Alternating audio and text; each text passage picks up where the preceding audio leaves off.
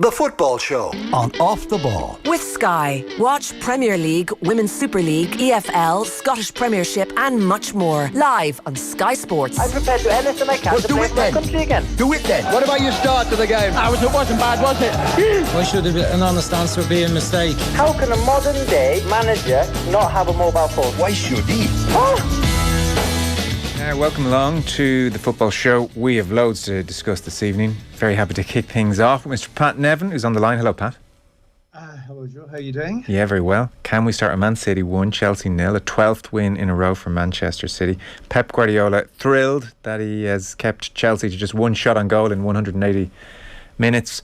To what extent did City dominate this game and shut Chelsea out the way it's been talked about? Because I don't know, I saw Chelsea with some chances, and if they'd scored one or two of them, this would have been a very different game. But the victors write history and all that. I would say first half of this game, and actually the two previous halves of the last game they played together, Man City were totally dominant. But the changes that were made by Tuchel, and of course remember Chelsea had held on until half time, they got better. Chelsea had more of the possession than Manchester City at the Etihad in the second half. So that's not domination. That's Tuchel was beginning to learn and adapt and change it. And when Tuchel made the changes that he made a couple of changes. He brought in Werner and Odoi. And it struck me as he was going for it at that point. He thought, right, it's 0-0 now. I'm going to have a go at this. I'm really going to have a try. I think they're tiring. The strangulation that Man City had put on them with their possession, it was beginning to fail a wee bit. They were getting a wee bit frustrated. And then 2 minutes after he'd done that, De Bruyne did what he did. You can talk about all the tactics in the world and all the great sort of positional plays and moving personnel. And then De Bruyne comes up and does something like that, and you think, oh, stuff all that. A bit of genius will just finish the whole thing off. So I would say over the piece, yeah, Man City probably deserve to win the game. I would agree with that. Domination, no, I wouldn't say that. And I would say Chelsea come out of this thinking, you know what? If they meet up again in the Champions League this season, they won't be fearful. They're getting a wee bit closer on a game basis, on a one-to-one basis. But as a team winning the league, Chelsea are miles behind. And I still think Liverpool are miles behind as well. It's not just in points, it's just in every part of their game. City, when they're at their best, are fantastic. It's true.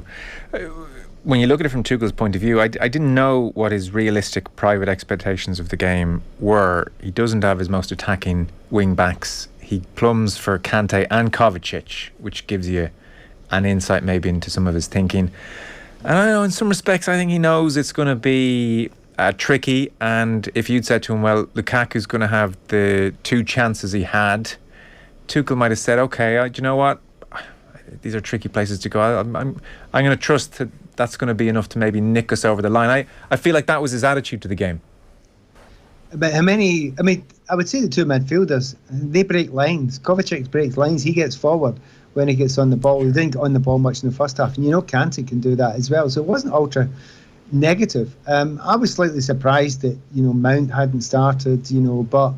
it was a steady-looking team that, he knew would have to adapt and change if things changed, and he had enough on the bench. I do think he was quite unlucky, but you don't go to Manchester City and play open football against them because they want you to do that. Yeah. The last team was at Leicester, 6-3. Things like that can happen. I was there at Chelsea a couple of years back when they tried to play Man City. Their own game get beat. Was it 5-6-0? And you kind of have to be quite intelligent about it. So yeah, there was a certain level of security about the way the team was set up. But to be honest, I was fairly impressed by it. And you can play about with stats today. I was playing about with some of them today because I was writing something. And between the two Man City games, there was 25 games that Chelsea played, and they lost 1. So they're not stinking, are they? They're not rotten. They're not having a bad time. On the other hand, they've only won 6 of the last 13. So you can go and skew the stats any way you like. But in actual fact, City well ahead. Tuchel's not a stupid manager. He's got a right tough one tomorrow night against Potter and Graham Potter. But against Manchester City, although they lost 1-0 in both games, I don't know if many people will get that much closer to them. City are, as I say, the top team, and Tuchel's team were just coming back after a load of injuries. And I do agree when he's not got those two wing backs, they don't look anywhere near as dangerous as they usually do. Yeah. I guess it makes the point when I'm talking about the reigning European champions possibly been able to have scraped it. That shows where Man City are at the moment.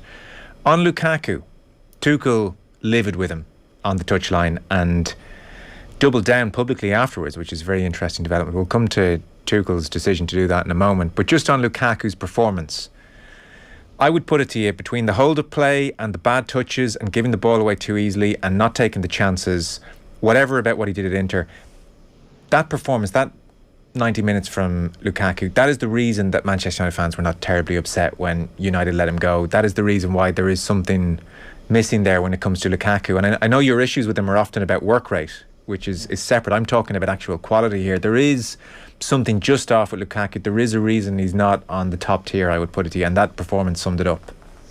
Yeah, against the very best teams and the best players, you will get limited amount of opportunities to show how good you are. Now, be that your technical play or be that finishing off, and you need to be absolutely up for it. Almost there was a moment that kind of encapsulated it. Because there was a ball came up to him, John Stones, I'm sure anybody who was watching it would remember it. John Stones went to tackle him and basically fell over. But he's muscled him out of the way and you thought, that's the Lukaku you want to see. And he turns on it. And he's 16, 17 yards out and you've got to lash it now. And then he plays this really tame pass. I think it was to Pulisic. To Ziyech. Ziyech was offside. Yeah, Ziyech, that's right. And you just think, why did you do that? That was your moment. You will get very, very few. And maybe there actually was a wee dip in his confidence on the field because he wasn't really getting a lot of change out of that defence. But I would agree with you, and I cannot hide it, and I won't lie about it. I've always had my issues, even in his time at Everton, whenever he was scoring the goals, and everyone's talking about the numbers, and I just can't be looking at the numbers because if you're playing with certain teams and you're scoring a certain amount of goals, you need to see how many goals you're making for other people, and also the effect it's having in the team. And I'll be honest with you, I was slightly surprised that Havertz didn't start. I thought Tuchel would have started Havertz, and I was mildly surprised at that. So what will be very interesting is that, you have to remember, I always trying to remind people, Lukaku's this big name, and he costed about 100 million quid. Havertz won Champions League for Chelsea. He's got the winning goal in the Champions League. This is a top player who has his weaknesses himself, but one of them, certainly his technical ability is very good. But also, his work rate for the team and his link-up play with the team is really good. He's integral to a team as opposed to being, playing on point, as it were. And I just think Tuchel's more of a man that would prefer Havertz. There's nothing got to do with being a countryman. It's everything got to do with that style suits Chelsea style a lot more. But whether he can do that and then just stick with Lukaku to bring him on sometimes or use him in certain games, Lukaku has obviously made it clear he doesn't like that. So there are problems to come. Yeah, I think you're right. He only had 20 touches all game. There definitely was an aspect of his team not servicing him enough and one touch in the box. So his two big chances, the one you mentioned, the pass to Ziyech, the second chance, the Kovac just threw the ball and tries to curl it around Ederson, and it's a good save. You would like maybe a touch more authority in what Lukaku was doing there. But on the pass to Ziyech, you used the word confidence. I mean, is that what you think? Like 18 yards out, he's on his left foot. I mean, Alan Shearer said, well, if he's passing to anyone, it should be Alonso outside him, but Alonso was quite a bit behind him. The angle wasn't quite right there. You think it's confidence that he didn't take one more touch and just whack that? I mean, you kind of can't really ask for a bigger or better chance in a game at the Etihad. You think of what, Ronaldo would do in that position, Harry Kane would do in that position, and you go through these people who are natural scorers in that position, they all shoot. They absolutely all shoot. Ziyech ball kind of was on. It's not one of those ones where that is the right ball to play. If that's the case, you're 18 yards out or whatever, and you don't slip a ball that you should have slipped. Now, I'm not having that. I'm furious with that. But it wasn't one of those situations. It was a maybe ball that might have been on. It was a tight one. The keeper was always going to come out there. He made the wrong decision, and he should have gone for it. And Lukaku in certain other situations, when maybe who knows what the reason is. And maybe you're suggesting that if he doesn't believe his manager believes in him, why should he believe in himself? And it may well be that, because people do live in that sort of confidence. Because if he has a shot there and misses, he might think, the manager's going to be shouting in the byline. We've all been there. If a manager's not on your team, or you don't think he's on your team, right? Whatever you do, if it doesn't go exactly right, it was the wrong thing. And that might well be one of the reasons why he tried the pass instead of the shot. And that's just a real shame, because that means that in all ways it kind of isn't working. He's not doing what he's best at, but then he can't really do what Tuchel wants him to do as well as Tuchel needs him to do it. It's £100 million big question that Chelsea have to answer. And I think you should stop thinking about it in those terms. The amount of people have said to me, you can't drop him. Yeah, you can. And you got to. You absolutely got to. When he's not the right man, because that's what Tuchel's always done. If you're the right man and you're playing well and you're training well, and you play. Full stop. Doesn't matter who you are. And he's shown that time and time again. If it's not the case with Lukaku, then the players will start thinking, so who's picking the team then? And they can't do that. You don't last when you do that. And so your thoughts on Tuchel, who hasn't really put a foot wrong in a year in the job now, on his decision to go publicly hard on Lukaku then, and not about work rate. I sort of understand when a manager might go hard on work rate publicly, but Lukaku's hold-up play, that's almost on you. Like, that's Lukaku. And yet you're going hard on him publicly, and I'm not sure what the method is there or what the hope is there.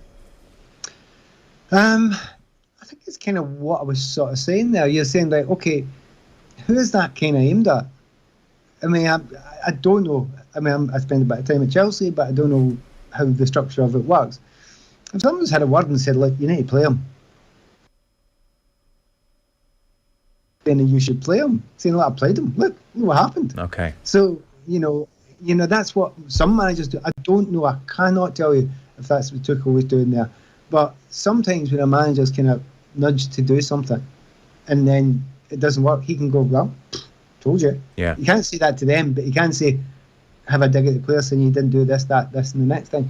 What slightly surprised me is there was an opportunity then to put somebody else up front, as I say, Havertz or whatever, but he didn't. He stuck with Lukaku for the vast majority of it. So, what will be intriguing, as I say, tomorrow night, it's against Brighton. It's a massive game for Chelsea. There's 2 games for Chelsea coming up. If they beat Brighton and they manage to, they'll be in a good position again, comfortable position again. And remember, that's very few defeats going forward.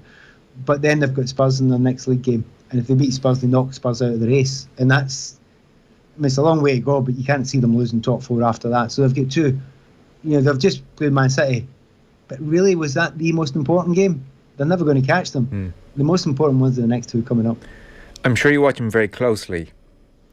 Manchester City, Jack Grealish versus Aston Villa, Jack Grealish. Discuss. When you are at a team and you're the main man, and I've been in a position myself, you are the go-to. Every ball comes to you.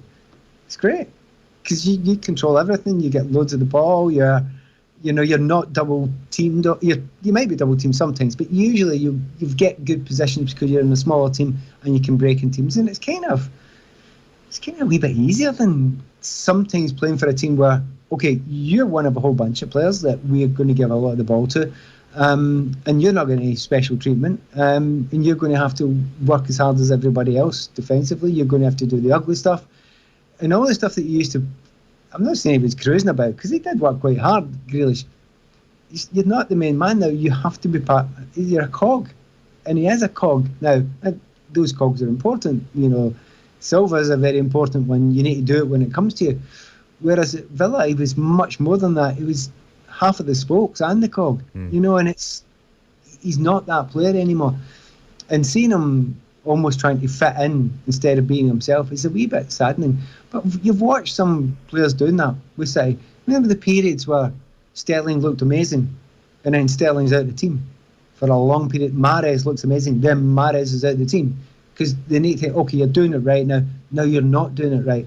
And I think Grealish at this point in time, there is a wee habit, and it's not a new one, but it's developing, that he goes to ground. He's looking to be fouled. He wants to be fouled. He runs in a position where you will foul me, so I'll go down. That's fine, but unless you're going at pace, it's just a foul. He's won. You need to be able to go beyond players, which is what he was doing at Villa, which he's doing a lot less of now. I can't think he's enjoying his football more now. No, he won't be, because it's good playing with good players, but it's great being the main man. It's fantastic. Yeah. You kind of grow in it, the expectations on it. Every time he got the ball at Villa, what happened? The whole place, moved, didn't it? It erupted. It kind of, it's not going to happen. No. Manchester City, he ain't good. Well, it's not as noisy a place a lot of the time. But on top of that, there's a whole 5, 6, 7, 8 players there that have got the ability to do something that will lift the crowd. So you lift them, they don't lift you, and that's another thing that he has to get his head round, which he's been used to all his career. And I think you lose something then as a player, because you're riding a certain wave at Villa, and again, you can speak to this in a way clearly I can't, but you must, when you're the main man, feel a certain extra sharpness and an extra vitality. And I watched the way when Kovacic lost the ball and the chance fell to Grealish and the touch was just a bit heavy. I just feel that exact same scenario in a Villa jersey. He's just more alive and he's more in the game, and he finishes that off without thinking. Yeah, and it's hard to get into that position. I'm in a very, very selfish way, if you ask me what it feels like. I know what it felt like, because when I left Chelsea and I was kind of player of the year and the go-to guy and all that sort of stuff, and then I went to Everton and I'm one of 3, 4 or 5 that are expected to be creative, and I'm thinking, this is a bit different. And then it goes okay for a while, but you need to keep it up there all the time, because there are others of that quality. And by the way, any youngsters listening, it was a step up to Everton in those days. It's a very confusing point you're making for a lot of people here. It's slightly different these days, it has to be said, like diametrically opposite. So it was a step up to basically surrounded by top international players, whereas and then suddenly it's not right away, although it did happen sometimes, not right away everyone said, right, he's going to do it for us, and it lifts you. And you almost have to do it for it each single game. You have to keep on doing it to get that lift, and it's hard, especially if the team's not doing so great, and that is a difficulty that certainly I had. Whereas at Chelsea I could play 2 average games in a row, but it'd still be up on their feet in the third one waiting for you to do something. That's what Grealish is going through, and what a burst of energy and belief that gives you when you hear that buzz. But I always use buzz or burst or something like that. It's hard to explain.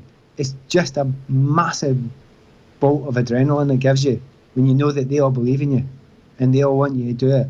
And by the way, if you do it and you get it wrong, they're not on your back, they're going to get behind you again. Yeah, it's kind of not like that for him, is it, in Manchester City? No. And it's totally different psychologically. Yes, I can imagine, because a lot of people's instinctive feeling when he signed for City was that this would be a massive change for him, for all the reasons you've talked about, and because of the requirements Pep would make. A cog, playing lots of simple passes instead of at Villa, there was a degree of, well, look, if you don't do it, Jack, no one's going to, so go for broke. You can take on your man every time you get the ball, go for it.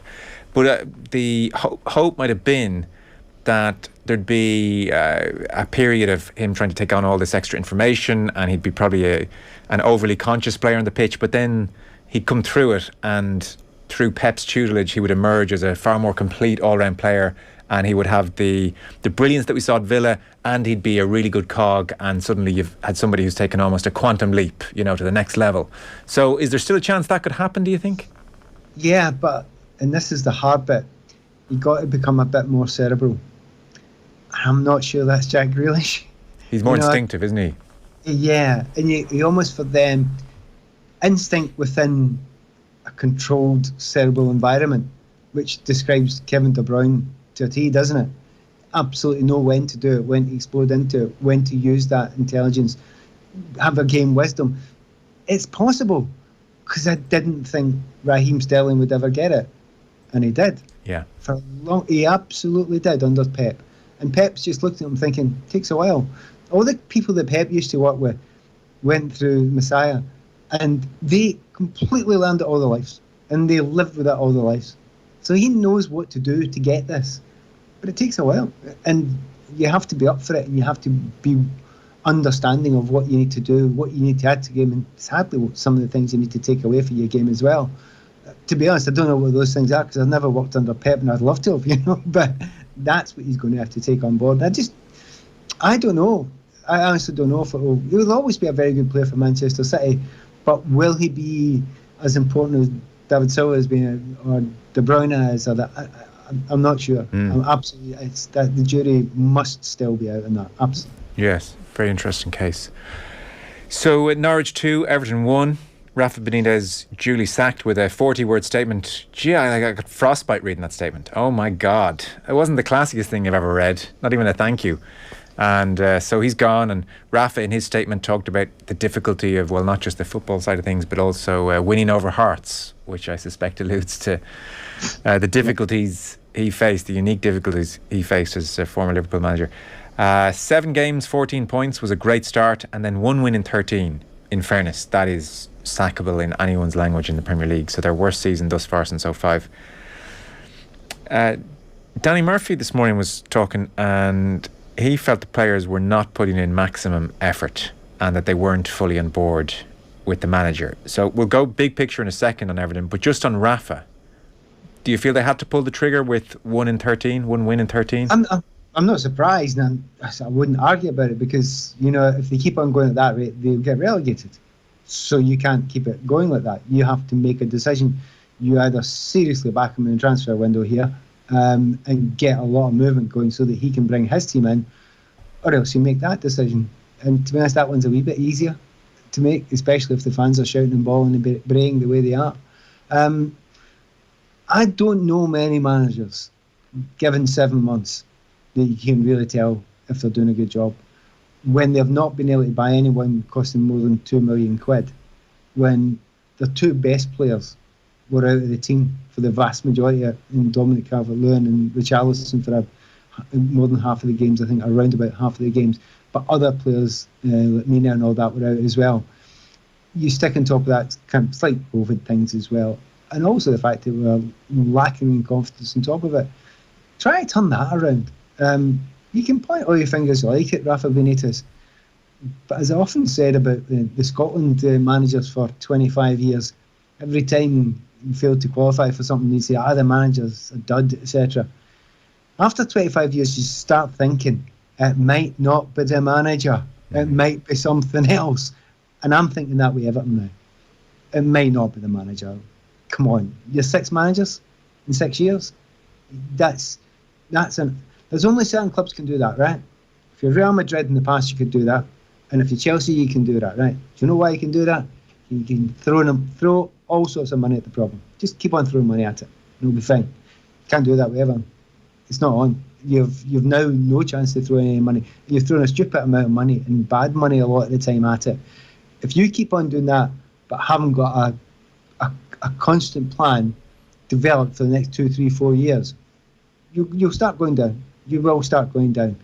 I cannot remember a club that has improved ever out with those couple that I'm telling you, the ones that can spend mega millions every single year.